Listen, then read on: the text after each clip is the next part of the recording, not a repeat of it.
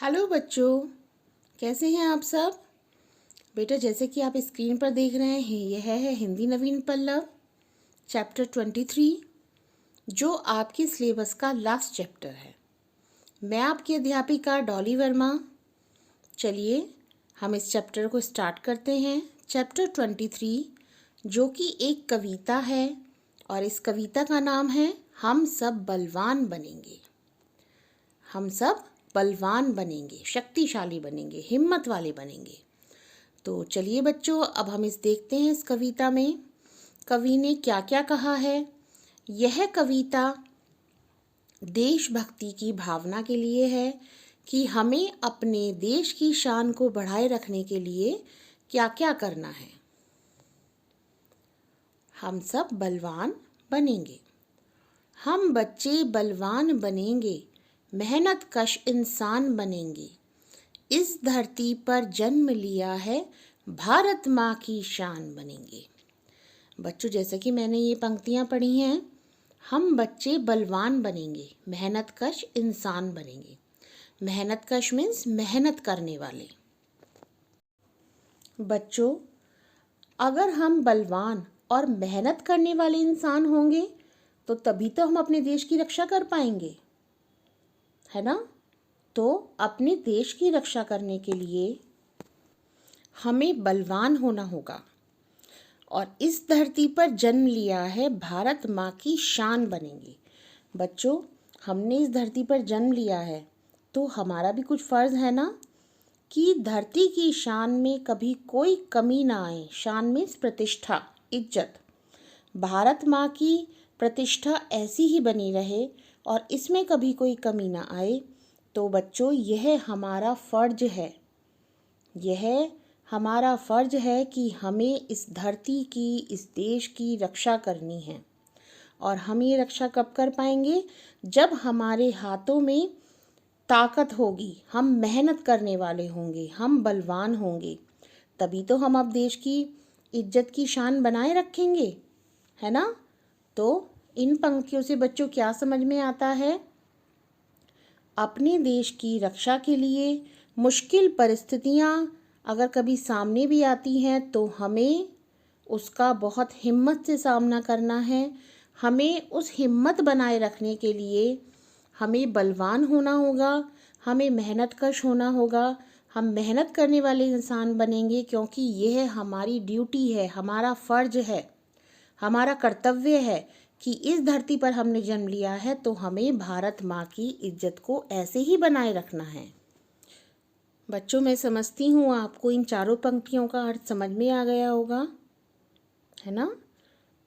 हमें अपने देश की रक्षा करनी है, अपने देश की इज्जत बनाए रखनी है, हमें भारत माँ की शान को और भी बढ़ाना है, तो हम मेहनत कश इंसान बनेंगे। हाथों में फौलादी ताकत लेकर हम चट्टान बनेंगे, पर्वत जैसे ऊंचे उठकर भी ना कभी अभिमान करेंगे। अभिमान मीन्स घमंड।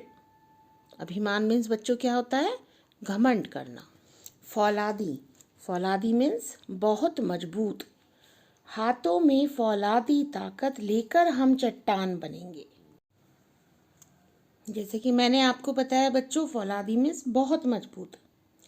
बच्चों, जब हमारे इरादे बहुत मजबूत होंगे, हमारी सोच, हमारे हाथों में फौलादी ताकत होगी, तब हमें अपने रास्ते से कोई भी नहीं हटा सकता है। जैसे पर्वत जैसे ऊंचे उठकर भी, जैसे पर्वत को कोई भी नहीं हटा सकता। आंधी तूफान, बारिश, तेज धूप, पर्वत का कभी कुछ नहीं बिगड़ता, कोई पर्वत का कुछ नहीं बिगाड़ सकता। हमें अपने अच्छे कार्यों द्वारा देश का नाम ऊंचा करना है, देश की इज्जत और बढ़ानी है। जैसे पर्वत आज भी अडिग है, चाहे कितनी भी परिस्थितियाँ आ जाएं, कितनी भी उसके विपरीत परिस्थितियाँ हों, लेकिन पर्वत कभी नहीं झुकता। तो इसी तरह से हमें भी अपने ऊपर घमंड ना करके इस देश की रक्षा करनी है। हम हमेशा पर्वत जैसे मीन्स पहाड़ जैसे ऊंचे उठकर भी कभी भी घमंड नहीं करेंगे।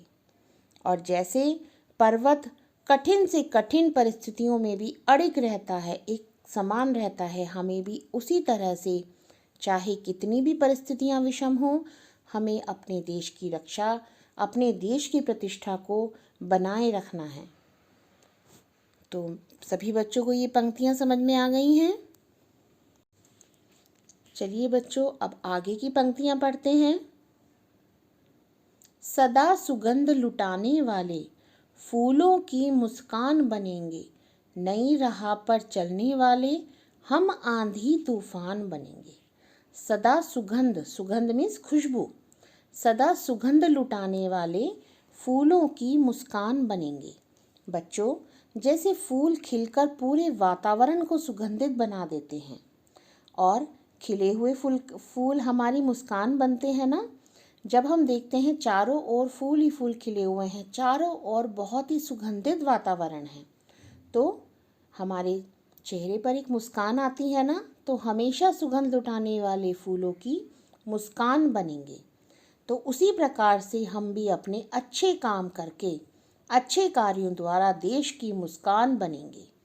हमें अच्छे कार्य करने हैं, अच्छे कार्यों से ही हमारे देश का नाम होगा, और अच्छे कार्य करने से हमारे देश का नाम होगा तो सब पर, सबके चेहरों पर एक मुस्कान होगी। नई राह पर चलने वाले हम आंधी तूफान बनेंगे। हमारी राह ऐसी होगी कि जब हम उस राह पर चलेंगे तो हम क्या बनेंगे? आंधी तूफान बनेंगे। जैसे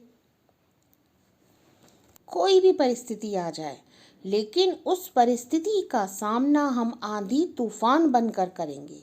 हम उस परिस्थिति से हारेंगे नहीं, हम बैठेंगे नहीं। हमें तो अपने देश की रक्षा करनी है ना, और जैसा कि मैंने पहले भी बताया कि यह हमारा फ़र्ज है। हमें अपने देश की शान को बढ़ाना है ना, उसकी प्रतिष्ठा को बनाए रखना है। तो हमें अपना देश का गर्व बनाने के लिए, गर्व ऊंचा करने के लिए क्या करना है?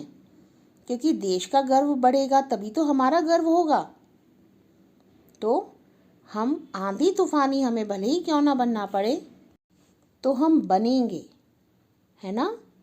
और कविता में यही तो कहा गया है, सदा सुगंध लुटाने वाले फूलों की मुस्कान बनेंगे, है ना बच्चों। तो सभी बच्चों को इस कविता का सार अच्छे से समझ में आ गया होगा। बच्चों, आपके लिए होमवर्क यही है कि आपको ये कविता पढ़नी है और याद करनी है। तो सभी बच्चों को बहुत अच्छे से ये कविता समझ में आ गई होगी। धन्यवाद।